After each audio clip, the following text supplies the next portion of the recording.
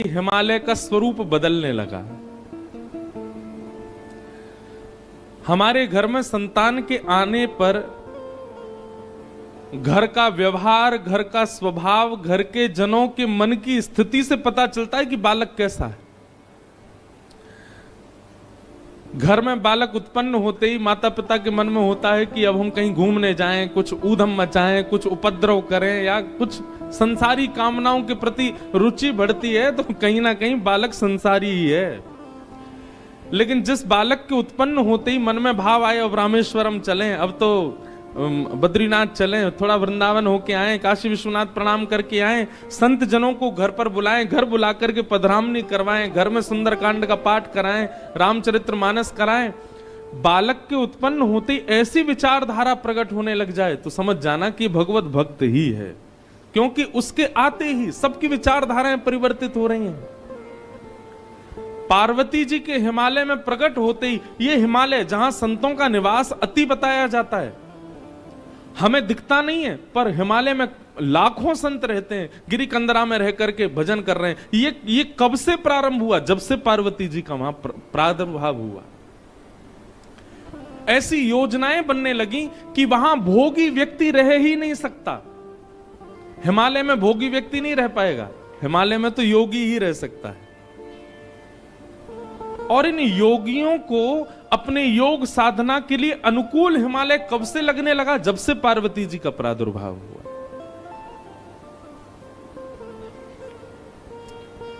तो कई बार संतान घर में उत्पन्न हो, उस समय घर के सदस्यों की विचारधारा से पता चल जाता है कि संतान कैसी है।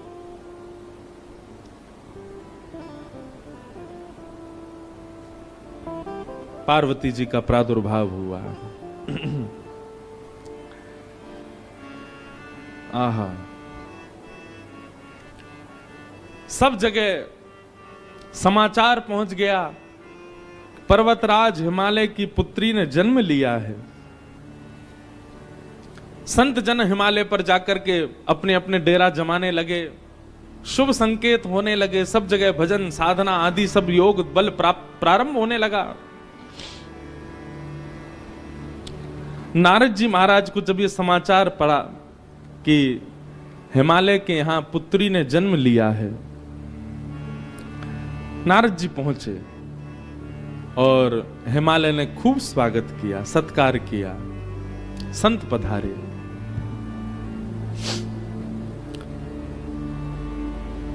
चरणों में प्रणाम करके अपनी कन्या को जैसे ही गोद में दिया, पूछा, महाराज इस कन्या के विषय में कुछ बतलाइए, ये कन्या कैसी होगी, इसके गुण बताइए, इसके बारे में कुछ कहिए ना। कह मुनि बहिस गूढ़ मृदु बानी, सोता तुम्हारी सकल गुण खानी, सुंदर सहज सुशील सयानी, नाम उमा अंबिका भवानी। आपने महादेव के दर्शन किए यहाँ रामेश्वर भगवान के, और रामेश्वर भगवान के दर्शन करने के बाद आपने पार्वती जी का दर्शन किया। यहाँ पार्वती जी चतुर्भुज रूप में खड़ी है, चतुर्भुज रूप में विराजमान है। हमारे एक पंडित जी बोले, नारायण भगवान यहाँ क्यों खड़े हैं? मैंने कि नारायण नहीं है, पार्वती जी हैं चतुर्भुज रूप में। यहाँ पर भी विवाह उत्सव। एक बार मुझे याद है, मैंने शायद पिताजी की कथा में आया था 2011 में, तब मैंने यहाँ कोई उत्सव दर्शन किया था। तब इतनी भीड़ नहीं थी यहाँ रामेश्वरम में, इतनी व्यवस्था भी नहीं थी और इतनी भीड़ भी नहीं थी। ये पीछे वाला जो द्वार है, यहीं से ही भीतर प्रवेश कर जाते थे हम तो, और घूमते घामते दर्शन भी कर लेते थे। और वो भी कथा भी दिसंबर जनवरी में ही हुई थी। ये मौसम है, इसी समय भीड़ आती, तब भी इतनी भीड़ नहीं थी। तब हमने यहाँ पर पालकी में महादेव जाते हैं सज धज के, दुल्हा बन के, ऐसे कुछ देखा तो था, मुझे याद नहीं है वो क्या था। या ऐसा था कि रात्रि में शयन के लिए पार्वती जी के कक्ष के पास महादेव जाते हैं सज धज के पालकी में बैठ करके। पार्वती जी का दर्शन कितना मंगलमय है यहाँ पर भैया। ये पराम्बा है, जगदम्बा है। अब यहां पर गोस्वामी जी ने नाम दे दिया, नाम उमा अंबिका भवानी। ये भवानी है, पूरे विश्व की मैया हैं, इनको प्रणाम करो, वंदन करो। सब लक्षण संपन्न कुमारी, होई संतत पियहि प्यारी। आपकी इस लाली में सारे गुण हैं, सर्वगुण संपन्न है आपकी कन्या।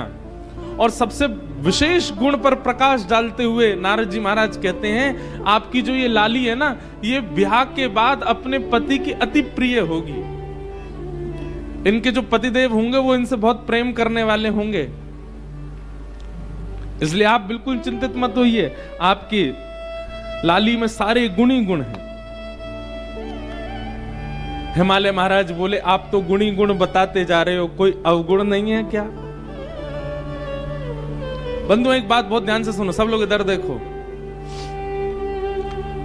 पृथ्वी पर यदि आप जन्मे हो तो यह बात निश्चित है कि आपके अंदर अवगुण होगा ही होगा। चाहे वो कोई वक्ता हो, चाहे वो कोई मठाधीश हो, चाहे वो कितना भी बड़ा वेदज्ञ हो, चाहे वो कितना भी बड़ा नेता हो, चाहे कोई भी क्यों ना हो, इस संसार में यदि हम घूम रहे हैं, जन्म लेकर के विचरण कर रहे हैं, इस गुरुत्वाकर्षण में हम लोग चिपके हुए हैं, तो इसका मतलब ये निश्चित है कि हमारे अंदर अवगुण है। कोई सर्वगुण संपन्न नहीं है इस संसार में, सबके अंदर अवगुण होते हैं। गुण ज्यादा होते हैं तो स्वर्ग में रहा जाता है। अगर हम लोग अवगुण रहित हो जाएं, हमारे सारे अवगुण नष्ट हो जाएं, तो पृथ्वी का गुरुत्वाकर्षण हमको पकड़ नहीं पाएगा, हम उड़ने लगेंगे आकाश में।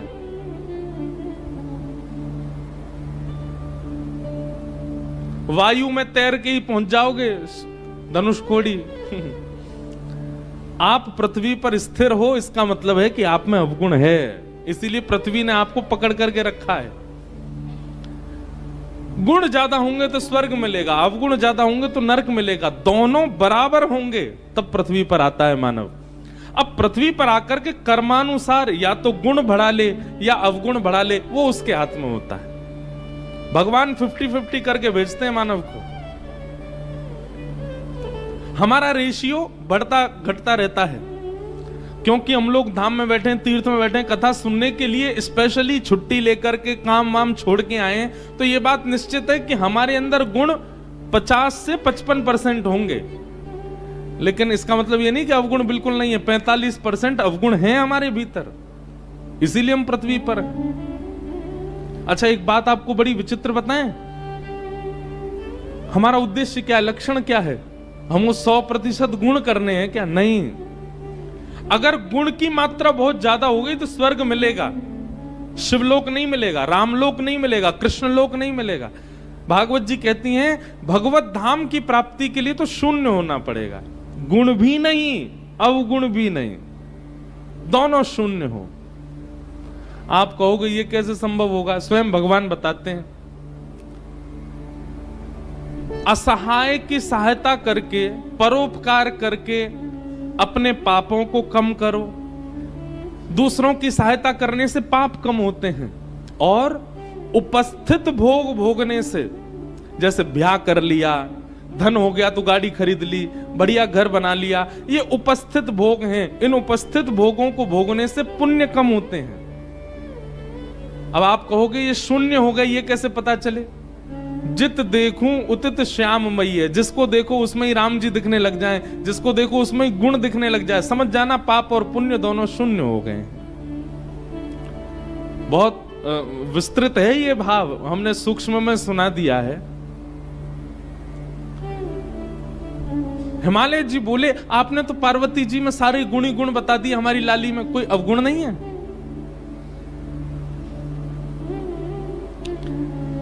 तब नारद जी महाराज कहते हैं, शैल सुलक्षण सुता तुम्हारी, सुनहु जे अब अवगुण दोई चारी, दो चार अवगुण हैं, सुन लीजिए। बोले क्या?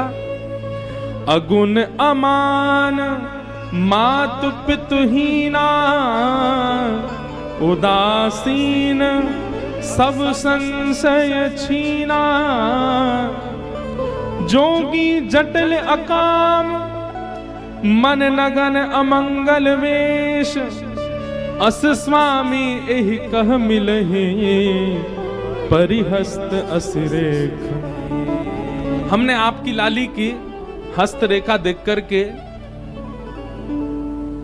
दो चार कुछ अवगुण हैं, उनको मैंने पढ़ लिया। आप कह रहे हैं तो मैं आपको बता देता हूं। हिमालय महाराज नैना देवी थोड़े से संकोच में आ गए। बोले बताइए भगवान। बोले अगुण अमान मातु पितहीना, उदासीन सब संशय छीना। आपकी लाली का जिनसे ब्याह होगा वो कैसे होंगे? बोले अगुण, उनमें कोई गुण नहीं होगा, सारे गुणहीन। जैसे गुण किसे कहते हैं? हमारे दामाद जी बड़े सरल हैं, हमारे दामाद जी बड़े अच्छे हैं, हमारे दामाद जी बड़े बुद्धिमान हैं, हमारे दामाद जी बड़ा मीठा बोलते हैं। ये सारे दामाद के गुण हैं। आपके जो दामाद जी होंगे वो अगुण होंगे, उनमें कोई गुण नहीं होगा। आप किसी दूसरे से कह नहीं सकते कि हमारे दामाद जी में ये गुण है। अगुण और अमान, मान रहित होंगे। कभी अगर दामाद जी आए और आप उनका स्वागत सत्कार नहीं करो तो उनको बुरा नहीं लगेगा, क्योंकि वो अमान हैं, वो मान रहित हैं। और तीसरी बात तो ऐसी बताई कि महाराज मैना देवी तो अपने छाती पे हाथ रख के बैठ गई। बोले क्या? मातु पितहीना, आपके जो दामाद जी हैं उनके माता पिता नहीं हैं। आपके जो दामाद होंगे मतलब आपकी लाली के सास ससुर नहीं होंगे। आज की कन्या होती तो खुश हो जाती, आज की कन्या होती तो बड़ी प्रसन्न हो जाए, बढ़िया हमारे सास ससुर ही नहीं है, केवल पति देव हैं। लेकिन नैना देवी बोली ये कैसा बेटा? बोले फिर ये इसका जन्म कहां से हुआ? बोले कि पूरे विश्व को यही जन्म देते हैं, आपके जो दामाद जी होंगे इनको कोई जन्म नहीं देता। मातु पितहीना, उदासीन सब संशयहीना। उदासीन है, अंतर्मुखी, इसको अंग्रेजी में कहते हैं इंट्रोवर्ट।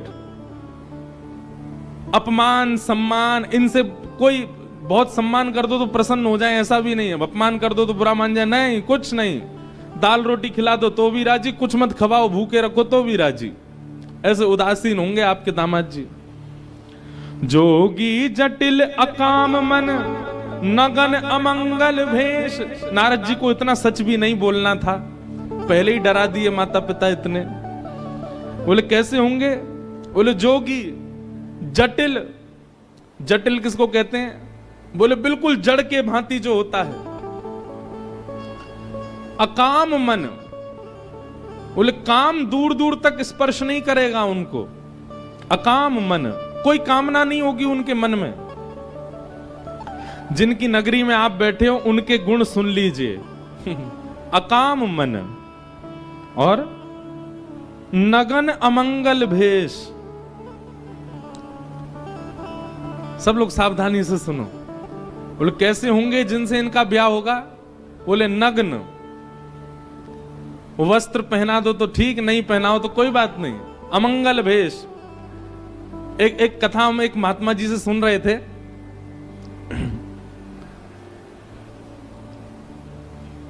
प्रभु श्री राम जब चित्रकूट पहुंचे तो चित्रकूट को देख करके राम जी को बहुत अच्छा लगने लगा। बोले ये बहुत बढ़िया जगह है। लक्ष्मण जी से कहा, लक्ष्मण जी तुम जाओ, जाकर के यहाँ कोई राजा हो या इस नगर के कोई स्वामी हो, उनसे एक बार परमिशन ले लो कि हम यहाँ रह लें, और अगर वो कह दें कि रह लो तो कैसे रहना है, उसका कुछ नियम हो तो बता दें। लक्ष्मण जी महाराज चित्रकूट में विचरण करते करते जैसे ही गए, इतने में ही महादेव आ गए वहां पर। और महादेव एक जोगी के भेष में बैठे थे और दूर दूर तक तो कोई मानव दिखा नहीं। लक्ष्मण जी ने जैसे ही महादेव को देखा तो महादेव को देख करके उनको लगा, वो पहचान नहीं पाए कि महादेव हैं, उनको लगा कोई मानव दिखा तो। दूर से उन्होंने कहा सीताराम। इस चित्रकूट नगरी में रहने के क्या नियम है, कृपा करके हमें बता दीजिए। तो वर्णन करते हैं कि महादेव अपनी जीभ निकाल करके और अपने गुप्तांगों को पकड़ करके नृत्य करने लगे, उछल उछल करके। लक्ष्मण जी देख करके भयभीत हो गए, बोले कि भैया जी कैसा व्यक्ति है, हमने तो इनसे पूछा कि यहाँ कोई नगर वासी हो तो बताओ, उसके बारे में कुछ बताओ, ये कैसे जीभ पकड़ करके और अमंगल स्थान का स्पर्श करके नृत्य कर रहे हैं हमारे सामने। लक्ष्मण जी को क्रोध तो आया कि थोड़ा हम कुछ लड़ाई झगड़ा कर लें, मारपीट करें, इस प्रकार से हमारा अपमान कर रहे हैं, पर उन्होंने सोचा कोई नहीं, राम जी से जाके एक बार बता दे। दौड़े दौड़े लक्ष्मण जी आए, बोले पूरे नगर में कोई तो मिला नहीं हमको, एक जोगी मिला। राम जी बोले अच्छा, तो जोगी ने क्या किया? बोले हमने उससे पूछा कि भैया ये नगर में कौन, यहाँ के राजा, यहाँ रहने का क्या नियम? वो तो अपनी जीभ पकड़ करके और ऐसे अपने गुप्त स्थान को पकड़ करके नृत्य करने लगे। राम जी जोर से हंसे, लक्ष्मण जी को हृदय से लगा के बोले अरे तुमने साक्षात महादेव का दर्शन किया है, साक्षात महादेव है, उनके रूप को पहचानना बहुत मुश्किल है। बोले महादेव थे तो इस प्रकार से कौन नृत्य करता है? राम जी बोले भैया तुम समझे नहीं, समझदार को इशारा काफी, वो इशारा करके बता रहे थे। उन्होंने कहा कि इस नगरी में यदि रहना है तो सबसे पहले जीभ पकड़ी, बोले वाणी वेगम, अपनी जीभ को वश में रखना, रसना को वश में रखना, ज्यादा बहुव्यंजन पाने की इच्छा मत रखना। जीभ पकड़ करके उन्होंने वह बताया। और दूसरी उन्होंने हमको आज्ञा की है कि भाई वनवासी बने हो, वन में रहने के लिए आए हो, तो अपने काम पर भी विजय प्राप्त कर लेना। इन दो चीजों पर विजय प्राप्त करके वन में रहा जा सकता है, ये संकेत किया है उन्होंने। लक्ष्मण तुम समझ नहीं पाए। लक्ष्मण जी तो बड़े भाव हो गए, बताओ महादेव सामने आए, मैं उनको पहचान भी नहीं पाया।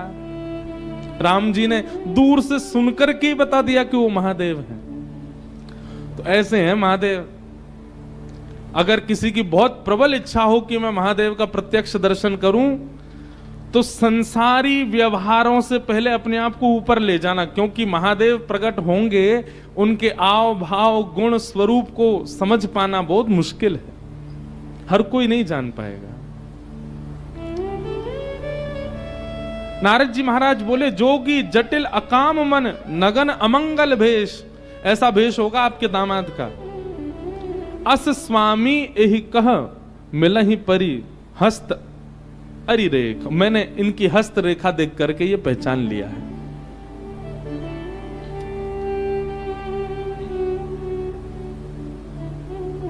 नैना देवी, हिमालय महाराज तो बिल्कुल नेत्रों में आंसू आ गए। ऐसी सुकोमला, ऐसी प्यारी पुत्री, और उस पुत्री के लिए ऐसा वर बता रहे हैं।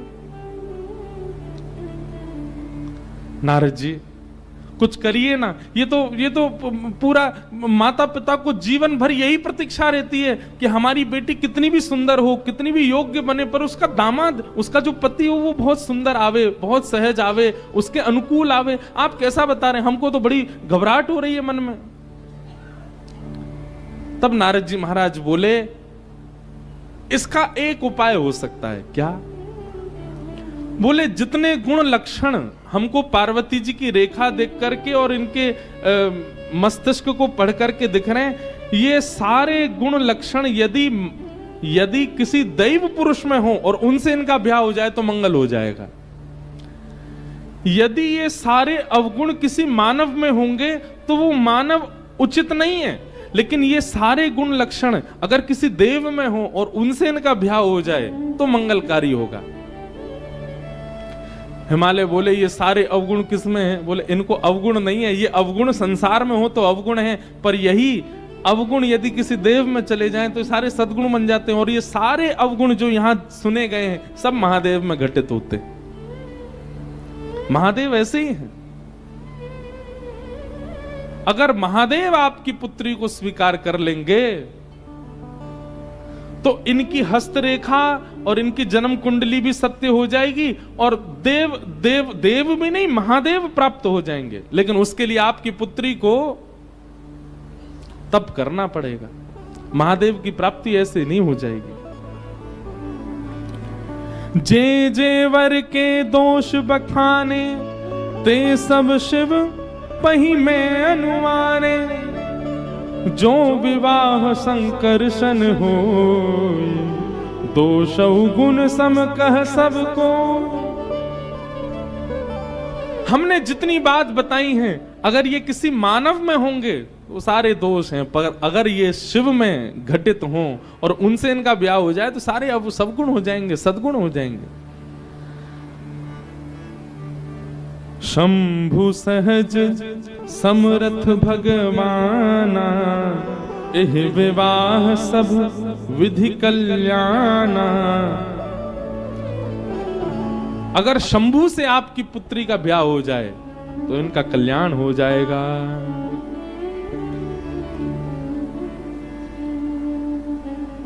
करना क्या होगा?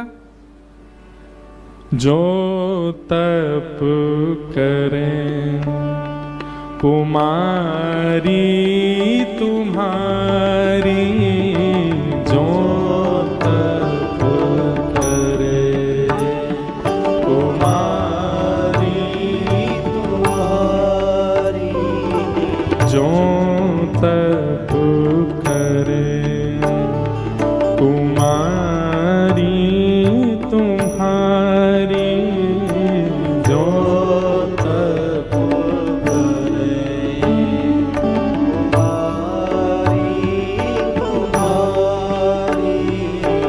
भावे मीट सकहीं त्रिपुरारी,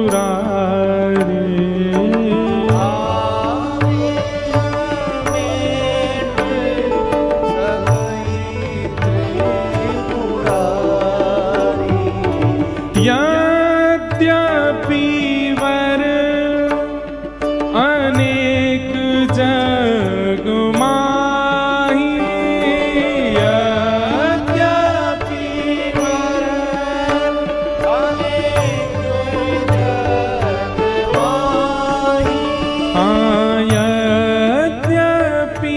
वर अनेक जग माही, यद्यपि वर अनेक जग आपकी पुत्री के लिए यही कह शिव तज दूसर नाही, यही कह शिव तज दूसर नाही। जो तप करे कुमारी तुम्हारी, जो तप करे कुमारी तुम्हारी। अब जो तुम ही सुता पर नेहु, अब जो तुम ही सुता तो ऐस जाई सिखावन देहु, ऐस जाई सिखावन देहु। हे मैया, अगर आपको अपनी पुत्री से बहुत प्रेम है तो अब जाइए, जाकर के पुत्री को समझाइए कि वो तप करना प्रारंभ करे, नहीं तो उसके हस्त कमल में, उसकी कुंडली में जो सारे दोष उसके पति में बताए गए वो सारे दोष रहेंगे। अगर उसने तप किया तो तप के प्रभाव से उसको देवादिदेव महादेव प्राप्त होंगे और उसके सारे पति के अवगुण सगुण बदल जाएंगे।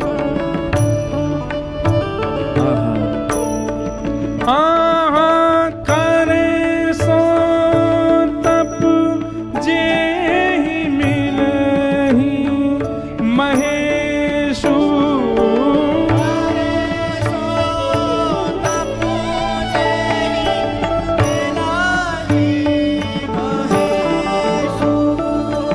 आने उपाय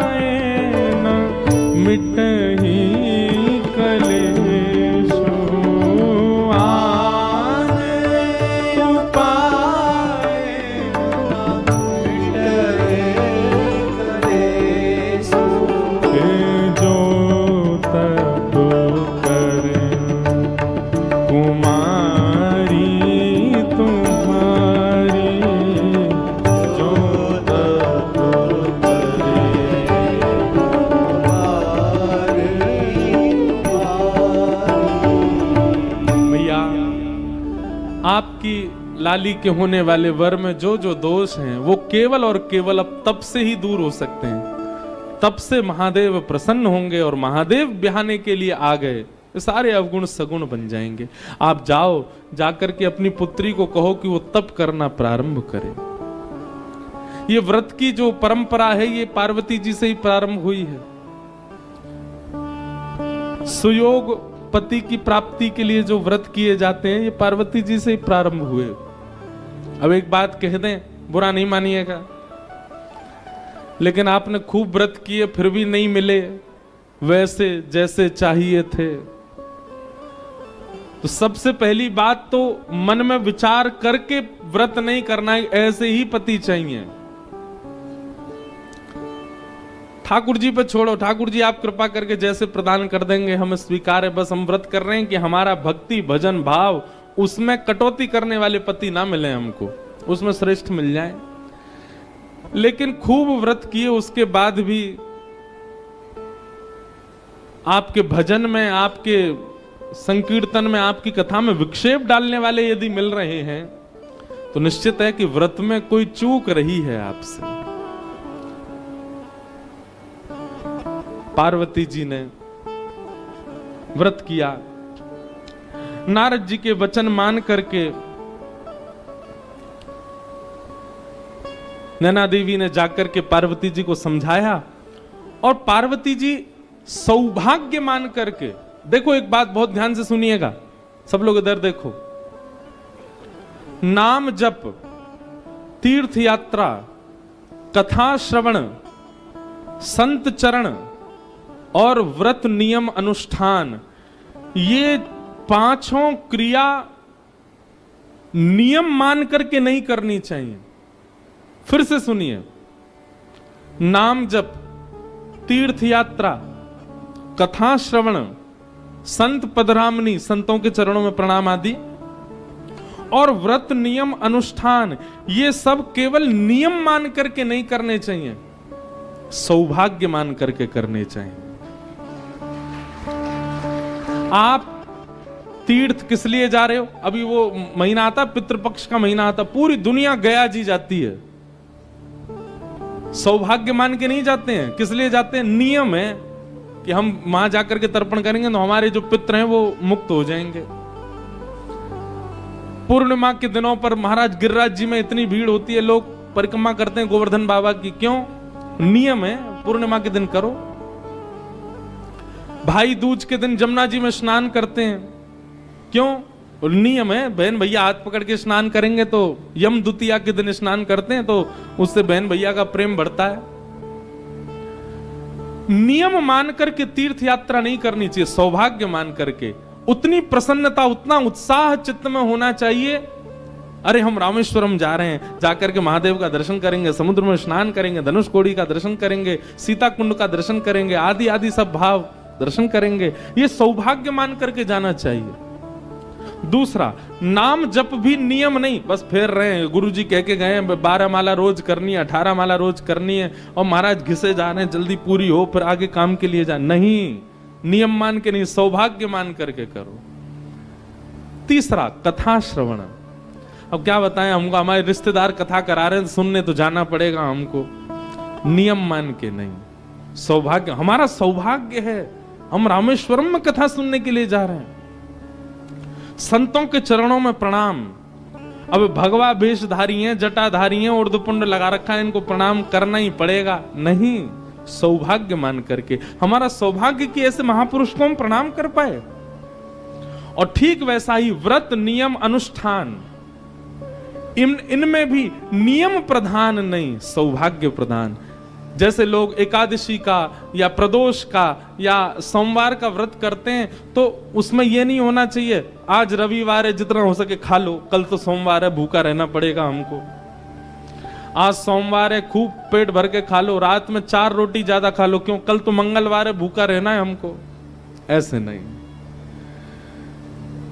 जिस दिन आपका व्रत है उस दिन आपको अत्यंत सौभाग्य, अत्यंत प्रसन्नता लगनी चाहिए कि मेरा सौभाग्य कि मैं एकादशी करता हूं, मैं सोमवार के व्रत करता हूं। सौभाग्य मान करके यदि आप व्रत नियम अनुष्ठान करेंगे वो व्रत फलेगा।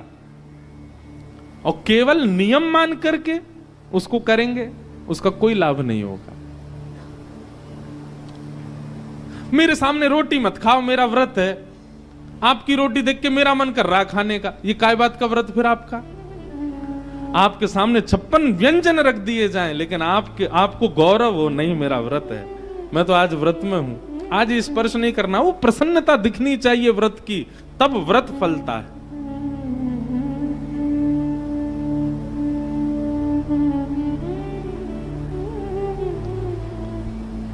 और जैसा तप बता करके गए, उर्धरि उमा प्राणपति चरणा, जाई विपिन लगी तप करना। पार्वती जी अपने हृदय में श्री महादेव का चिंतन करके निकल पड़ी हैं तप करने के लिए।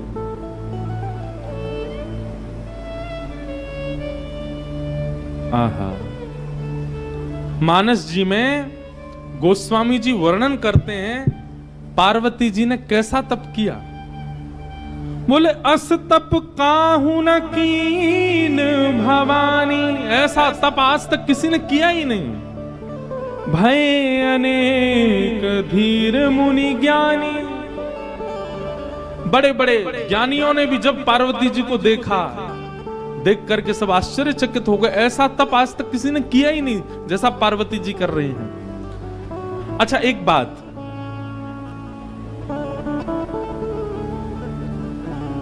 अब व्यवस्था में तप करना, जैसे कि पार्वती जी अत्यंत रूपवान हैं, पार्वती जी के पिता अत्यंत संपन्न हैं, जन्म से ही लाड़ प्यार और सब प्रकार की अनुकूल परिस्थितियां पार्वती जी ने देखी हैं, और उसके बाद में इस प्रकार का तप कर रही हैं, ये आश्चर्य की बात है। और जिस व्यक्ति ने बचपन से ही कुछ देखा ही नहीं, बिल्कुल अभाव ही देखा, वो तप कर ले तो कोई बड़ी बात नहीं, उसने बचपन से ही तप किया है। लेकिन पार्वती जी, उन्होंने तो जीवन में अभाव देखा ही नहीं है, और आज वे जाकर के तप कर रही हैं, तो उनका तप अति विलक्षण है। आहा,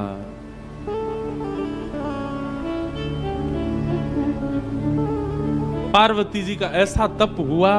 उस तप के बाद आकाशवाणी होने लगी, बोले हे पार्वती जी, हे जगदम्बा पराम्बा, हे हिमालय पुत्री, आप जिस कारण से तप कर रही हैं, आपका तप निश्चित पूर्ण होगा, और जिनकी प्राप्ति के लिए आप तप कर रही हैं वो आपको प्राप्त होंगे। आहा, पार्वती जी के विषय में बताया गया। और अब यहां महादेव की स्थिति सती जी के जाने के बाद की बता रहे हैं। जब ते सती जाई तनु त्यागा, तब ते शिव मन भयउ विरागा। एक तो महादेव पहले से ही वैराग्य रूप में रहते हैं, लेकिन सती के प्राण त्यागने के बाद अब महादेव और बीतराग हो गए और वैराग्य में आ गए। जपहि सदा रघुनायक नामा, जहां तहां सुनहि राम गुण ग्रामा। राम जी का स्मरण करते हैं, और जहां भी कथा होती है महादेव बिन बुलाए पहुंच जाते हैं और पूरी कथा श्रवण करते हैं, केवल राम राम राम चिंतन करते हैं। ऐसे बीतराग, ऐसे वैराग्य में महादेव जाते चले गए।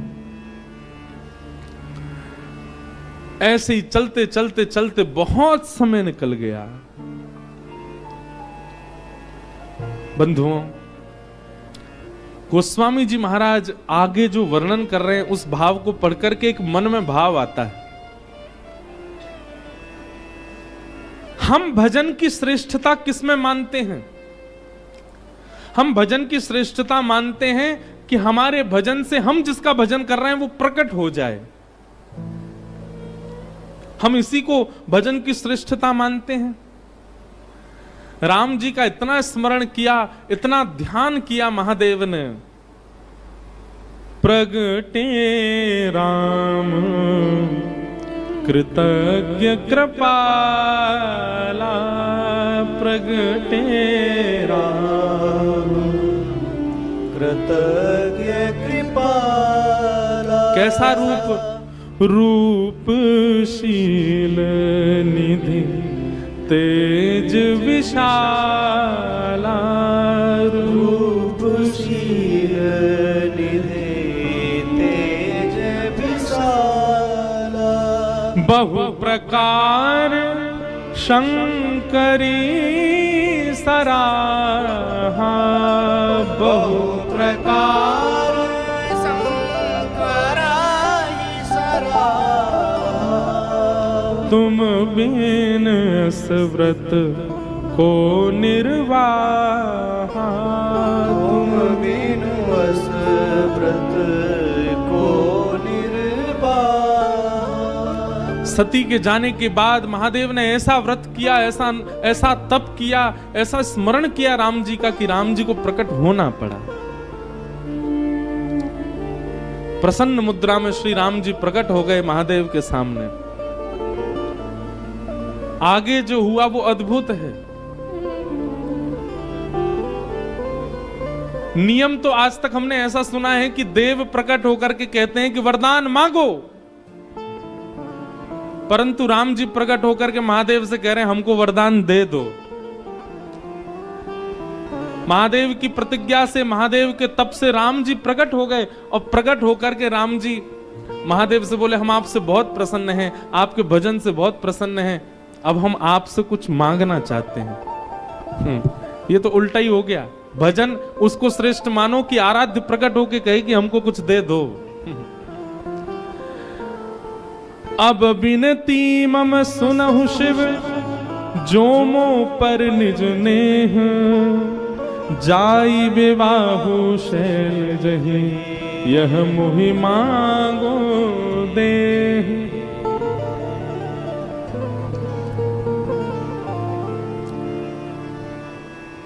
कितनी अच्छी बात। हमने ठाकुर जी की इतनी आराधना की, हमने गिरधर लाल की इतनी आराधना की कि श्री गिरधर लाल जी प्रकट है करके हमसे मांग रहे हैं। परब्रह्म देने के लिए संसार को आते हैं, पर जब प्रेम से कोई पुकारता है तो परब्रह्म देने नहीं आते, मांगने आते हैं। कुछ मांगो। राम जी मांग रहे हैं, हे शंकर जी आपने इतनी तपस्या की, मैं बहुत प्रसन्न हूं, अब मुझे कुछ दे दीजिए।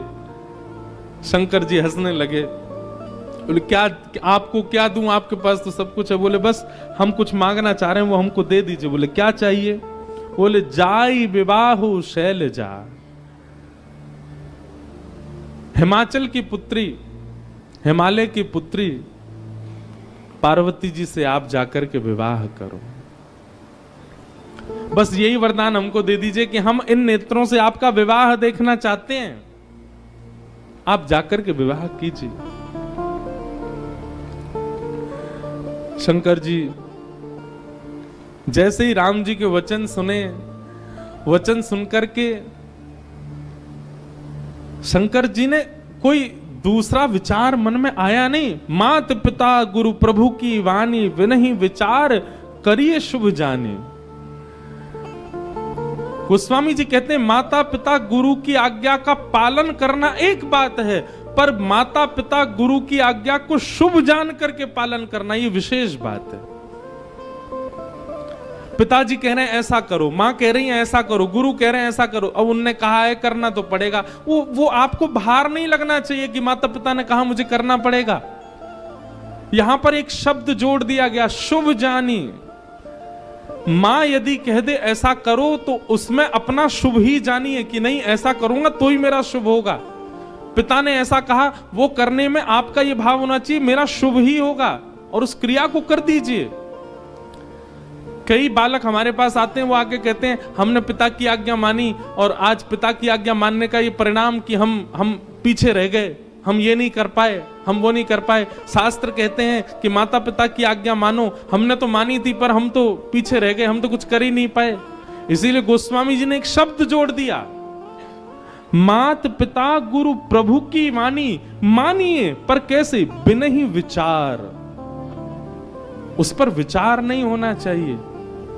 करिए शुभ जाने, उसको शुभ जान करके करो।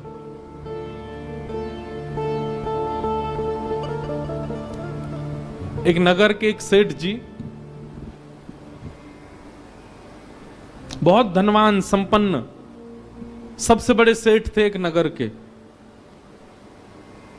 एक दिन अपने पुत्र को डांट रहे थे,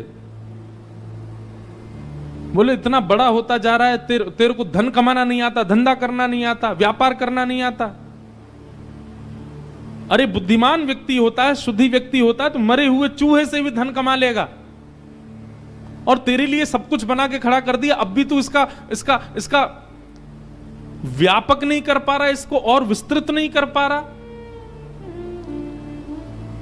तभी सेठ जी के घर में काम करने वाली एक उनका बेटा भी वहीं खड़ा था। सेठ जी की बात सुन रहा था। सेठ जी कह रहे थे, बोले विवेकी व्यक्ति मरे हुए चूहे से भी धन कमा लेगा। काम करने वाली के पुत्र ने मन में विचार किया, इतने बड़े नगर के सेठ, इतने धन कमाने वाले ये सेठ जी कह रहे हैं मरे हुए चूहे से धन कमाया जा सकता है, तो जरूर इनकी बात में सत्यता होगी।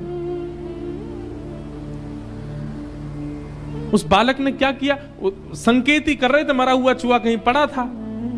उस बालक ने वो चूहा उठा लिया, दासी के पुत्र ने, और उस पर विचार नहीं किया कि इससे पैसा कैसे कमाना है। सेठ जी ने कहा इससे पैसा मिलेगा तो मिलेगा, और लेकर के चूहा वो चलने लगा।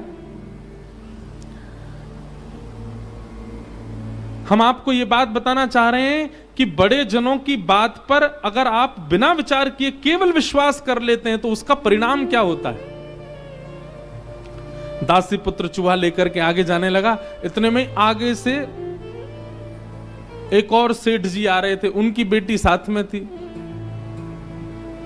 बेटी की गोद में बिल्ली लगी थी, और बिल्ली जो है वो खोंचा मार रही थी, भूख लग रही थी उसको। बेटी ने अपने पिता से कहा, मेरी बिल्ली बहुत भूखी है, देखो अब जल्दी घर पहुंचना है पिताजी, ये बहुत खोंचा मार रही है मुझे। तभी देखा सामने से एक छोटा सा बालक हाथ में मरा हुआ चूहा लेके आ रहा है। तो उन सेठ जी ने बालक को रोका, बोले सुनो, हम तुमको 10 रुपया देंगे, तुम ये मरा हुआ चूहा दे दो, हमारी बेटी की बिल्ली भूखी है। और जेब से 10 रुपया निकाल के बालक को दे दिए, मरा हुआ चूहा बिल्ली खा गई। बालक समझ गया, बोले सेठ जी ने कहा था, और उनके कहने से देखो मरे हुए चूहे से मैंने 10 रुपए कमा लिए। आगे कथा बहुत बड़ी है ये, कि फिर उस बालक ने 10 रुपए से कुछ लकड़ियां खरीद ली। उन लकड़ियों की जरूरत किसी यज्ञाचार्य को थी, उसको जाकर के बेच दी, वहां से 100 रुपया कमा लिए। उसने और लकड़ी खरीद ली, लकड़ी का पूरा एक भंडार बना लिया, जिन जिन को आवश्यकता होती बेचने लग गया। एक दिन उन्हीं सेठ जी के माता जी की मृत्यु हो गई, उनके अंतिम संस्कार के लिए लकड़ी चाहिए थी, पर इतनी वर्षा हो रही थी कि कहीं सूखी लकड़ी मिली नहीं। तभी ढूंढते ढूंढते लोग इस बालक के पास आ गए। अब ये बड़ा हो चुका था, इसने कुछ लकड़ियों को वर्षा से संभाल के रखा था। लकड़ी मांगी तो इसने बहुत दाम मांगे, बोले कि इतना पैसा दोगे तो दूंगा, नहीं तो नहीं दूंगा, क्योंकि इतने दिनों से बहुवृष्टि हो रही है, बारिश की, लकड़ियों का अभाव है। जो दाम उसने कहा वो दाम सेठ जी ने दिया। बोले हमारी माँ का अंतिम संस्कार होना, तू बोल। तो उतने खूब ऊंचे दाम मांगे और माँ का संस्कार कर दिया सेठ जी का। उस दाम से उसने लकड़ी का सबसे बड़ा व्यापारी बन गया। तो वही बालक एक दिन जब बहुत बड़ा व्यापारी बना तो बेटा बेटा सोचने लगा, कहां मैं एक दासी का पुत्र था, आज मैं सबसे बड़ा व्यापारी हूं। ये सब प्रारंभ कहां से हुआ? तब उसने सोचा, ओहो, वो सेठ जी जिनके यहां मेरी मां काम करती थी, वो अपने बालक को डांट के कह रहे थे कि चूहा से, मरे हुए चूहा से धन, वहीं से मैंने सबसे पहली कमाई मेरी वहीं हुई थी, 10 रुपया कमाए थे मैंने। आज अपने गुरुजी को प्रणाम करके आऊं। और बालक सोने का चूहा बना करके ले गया, छोटा सा, और सेठ जी के पास गया, उनके चरणों में रख करके बोला, जय हो मेरे गुरुदेव, आपके एक वचन का मैंने बिना विचार किए पालन किया, विश्वास करके पालन किया, आज मैं पूरे विश्व का, नगर का राजा बन गया हूं आपकी कृपा से। कहने को एक कथा है, पंचतंत्र की कथा है, छोटे बच्चों को पढ़ाने वाली कथा है, पर इसमें बहुत विशेष बात। हम व्यासपीठ पे बैठ के रामेश्वरम तीर्थ में बैठ करके कह रहे हैं। वैसे तो यहाँ बच्चों की संख्या कम है, पर हमको सुनने वाले बच्चे ऑनलाइन बहुत ज्यादा हैं, उनसे हम कहना चाह रहे हैं, गोस्वामी जी की इस बात को देखिए, मात पिता गुरु प्रभु की वाणी, विनही विचार करिए शुभ जानी। सबसे पहले बात तो माता पिता की आज्ञा मानना शुरू करो, और फिर दूसरी बात, माता पिता की आज्ञा में विनही विचार, उसमें विचार मत करो, करिए शुभ जानी। अरे जिन राम के देश में हम रहते हैं, दशरथ जी की आज्ञा मान करके तुरंत चल दिए, पिता आज्ञा प्रधान है, निकल पड़े, और पिता की आज्ञा मान करके राम जी वन गए तो राम जी बन गए। आज राम बन गए, आज सब राम जैसा बनना चाहते हैं। इसलिए कई बार आपको लगेगा कि माता पिता की बातें आपके लिए अनुचित हैं, वो उचित नहीं है। महादेव परम उदासी हो चुके हैं, अब परम बीतराग हो चुके हैं। विवाह का दूर दूर तक भी संकेत महादेव के चित्त में नहीं था सती के जाने के बाद। पर राम जी ने आकर के जब कहा, जाई विवाहु शैलजा यह मोहि मांगे देहु, राम जी हाथ पसार करके महादेव से कह रहे हैं, बोले हम मांगना चाहते हैं कि आप हिमालय की पुत्री से जाकर के विवाह कर लो। सुनते ही महादेव खड़े हो गए, बोले आपकी जो आज्ञा, आप जो कहेंगे करेंगे, उसमें कोई किंतु परंतु वाली बात नहीं, हम करेंगे विवाह।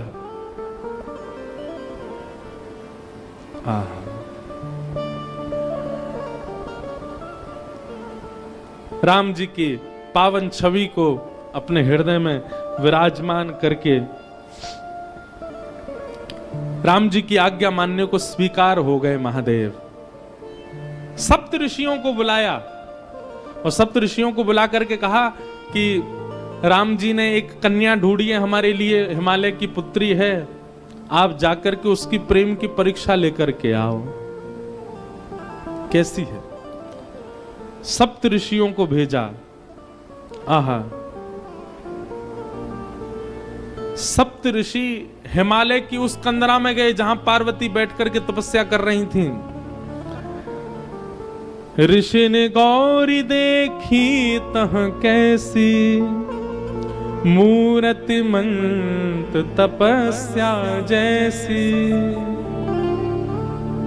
सप्त ऋषि लेने के लिए गए थे परीक्षा, पर दूर कंदरा में बैठी हुई जैसे ही गौरी को देखा, पार्वती जी को देखा, तो सप्तऋषि बोले उनको कन्या नहीं दिखाई दी, उनको शैलजा नहीं दिखाई दी, उनको पार्वती नहीं दिखाई दी, तो बोले साक्षात तपस्या ही मानो बैठी हो, ऐसी लग रही हैं पार्वती जी।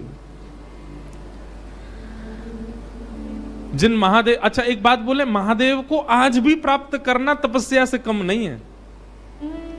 आज भी इतने सहजता से महादेव मिलते नहीं है। थोड़ी थोड़ी तपस्या तो सबको करनी पड़ती है, चाहे थोड़ी सही करनी तो पड़ती है। हमको रामेश्वरम आना पड़ा तो आने में ही तपस्या हो गई। जो लोग ट्रेन से आए हैं उन्होंने तो घनघोर तपस्या करी है, पर जो फ्लाइट से आए हैं उनकी भी तपस्या कम नहीं है। दिल्ली से उड़ो पहले मदुरई की, अब तो सीधी फ्लाइट है, पर बीच में पहले हम आते थे सीधी नहीं थी, पहले चेन्नई रुको, फिर चेन्नई से दूसरी फ्लाइट पकड़ो, फिर मदुरई आओ, फिर मदुरई से गाड़ी चला के लौट के आओ, फिर यहाँ की भीड़ भाड़ में लग के जैसे तैसे। थोड़ा तप तो करना ही पड़ता है, बिन तप शिव नहीं मिलते। और शिव का स्वरूप क्या है? विश्वास। बिना तप के विश्वास प्रकट नहीं होता, तप तो करना पड़ता है। और जब अर्धांगिनी बनना है तो साक्षात तपस्या का रूप धारण करना पड़ेगा। सप्त ऋषियों ने जाकर के जैसे ही पार्वती जी को देखा तो कहने लगे, बोले कि ऐसा लगा ही नहीं कि कोई स्त्री बैठी है, कोई कन्या बैठी है, कोई गौरी बैठी है, कोई हिमालय की पुत्री, ऐसा लगा साक्षात तपस्या ही बैठी है। ऐसी तपस्या।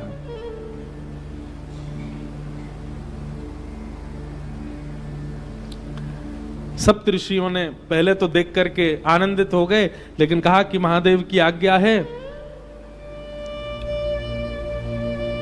जाकर के इनकी परीक्षा लें। सप्त ऋषियों ने जाकर के परीक्षा ली। बोले बताओ ए कन्या, तुम यहां बैठ करके क्यों तपस्या कर रही हो? तुम्हारी तपस्या का कारण क्या है? पार्वती जी कह रही हैं,